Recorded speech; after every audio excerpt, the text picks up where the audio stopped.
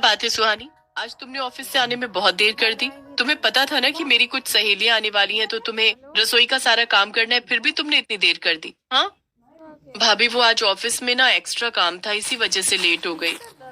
बहू, सुहानी को एक गिलास पानी तो पीने दो, तुम तो आते ही शुरू हो गई।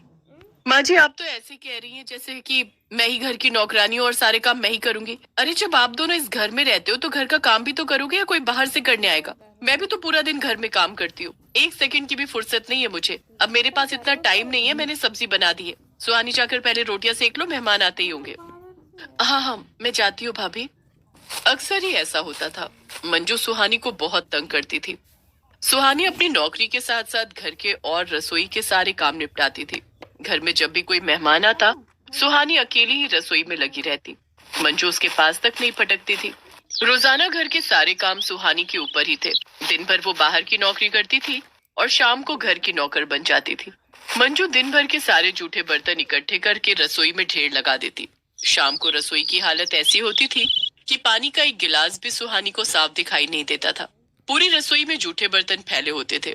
सुहानी को पता होता था कि उसे सुबह जल्दी ऑफिस निकलना है, इसलिए वो रात को सारे बर्तन करके रसोई पूरी साफ करती थी।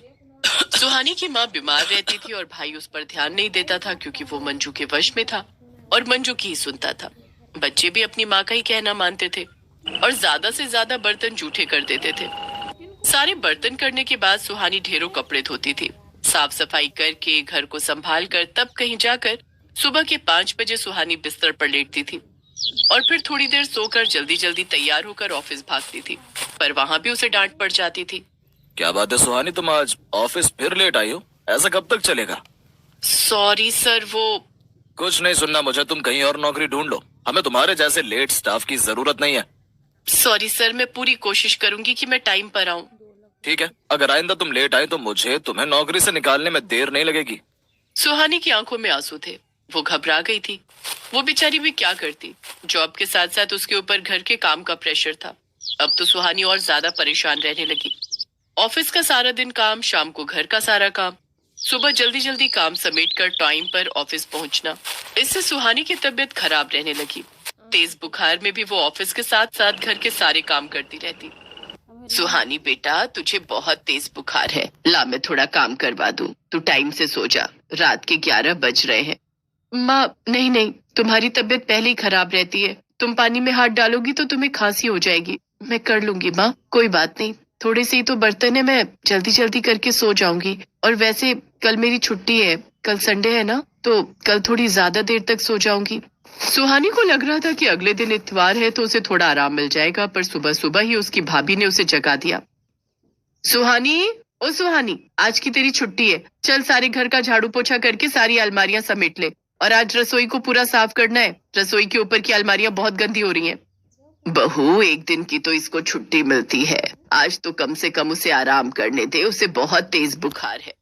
अच्छा, आज छुट्टी है तो एक काम करते हैं, आज इसकी रोटी सब्जी की भी छुट्टी कर देते हैं। ये वो भी नहीं खाएगी फिर तो।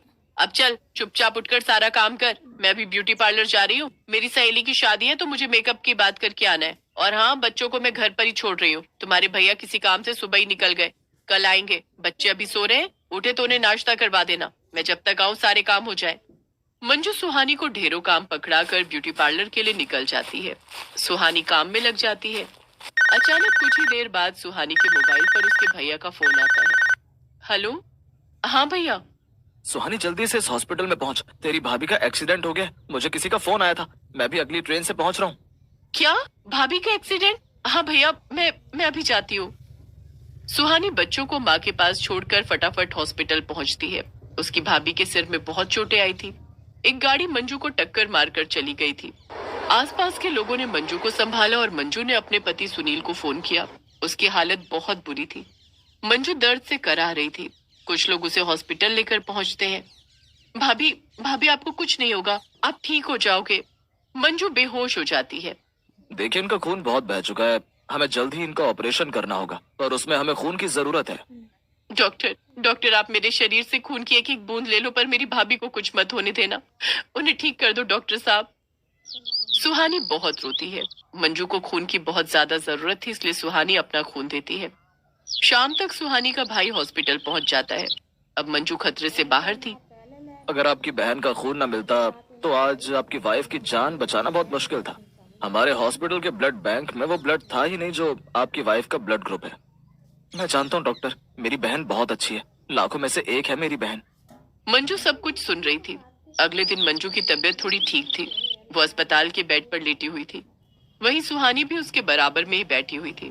तभी उसके मोबाइल पर उसके बॉस का फोन आ जाता है। सुहानी बॉस से बात करती है। सर कोई बात नहीं, अगर आपको मुझे नौकरी से निकालना है तो निकाल दीजिए, पर इस समय मेरी नौकरी से ज्यादा जरूरी मेरी भाभी की तबीयत है। जब तक मेरी भाभी पूरी तरह से ठीक नहीं हो जाती तब तक मैं ऑफिस नहीं आऊंगी। अगर आप चाहे तो मेरी जगह किसी और को रख सकते हैं, मैं कहीं और नौकरी ढूंढ लूंगी। सुहानी फोन काट देती है, पर मंजू सब कुछ सुन चुकी थी। उसकी आंखों में आंसू आ जाते हैं। जिस सुहानी पर उसने इतने अत्याचार किए, इतनी तकलीफें दी, आज वही ननद अपनी भाभी के लिए अपनी नौकरी छोड़ रही थी। वो ननद अपनी भाभी से कितना प्यार करती थी, जिस भाभी ने दो मीठे बोल भी उससे कभी नहीं बोले थे। मंजू सुहानी से माफी मांगती है और उसको गले से लगा लेती है। जिस प्यार को सुहानी हमेशा तरसती थी, आज वो प्यार उसे अपनी भाभी से मिल गया था। उस दिन से सुहानी की जिंदगी में सब कुछ ठीक हो गया।